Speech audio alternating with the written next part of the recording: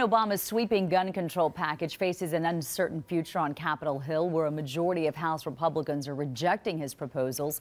His $500 million plan includes an assault weapons ban, orders to make more federal data available for background checks, and calls for more research on gun violence.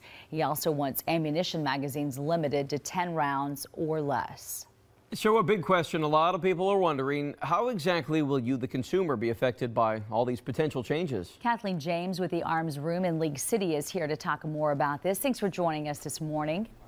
Thanks for having me. Kathleen, how concerned are you by these proposals? I mean, we're talking about the most sweeping changes we've heard of or seen in decades. Well, it's been tough because right now inventory is really hard to get, so people are worried about what they can and can't get with the ban coming up if it does happen.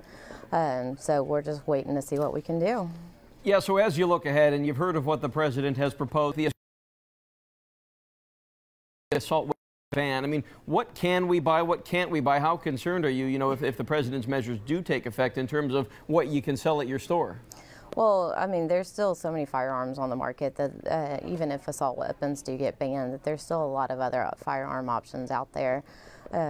Assault weapons is a term that people use because of the looks of the firearm, but it's mainly used for hunting and sportsmanship. It's not really, an assault weapon. It depends on the person that's using it, so what it's used for.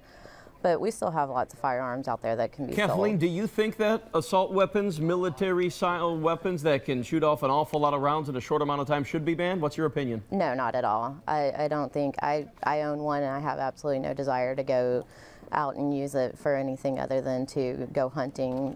People use it for hog hunting and such, so I don't think there needs to be a reason to ban them.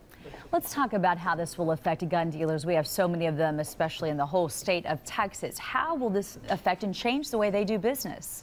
Well, right now that's still, we're waiting to see what happens. I mean, if the ban happens, then we'll see what the laws say, and then, the new gun law or the background check is going to be, a difficult thing to put into place because people can lie on the forms. We do what we can to make sure that they're being sold appropriately.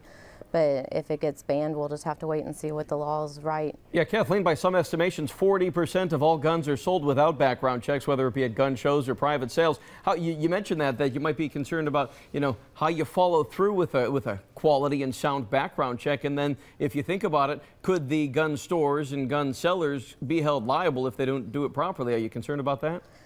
No, we have a lot of steps into place to make sure that everything is done correctly. And, the ATF comes in and does a yearly background check on us to make sure that we're selling it legally to the people who deserve to own the firearms. So I'm not concerned with any laws that may change with the background check because I know that we do it correctly.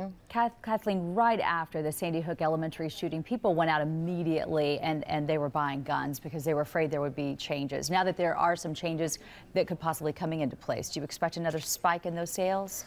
Yes, we saw a spike yesterday, but again, with the lack of inventory, it's been really hard for people to buy anything, and so we continue to see the sales growing even with no inventory out there.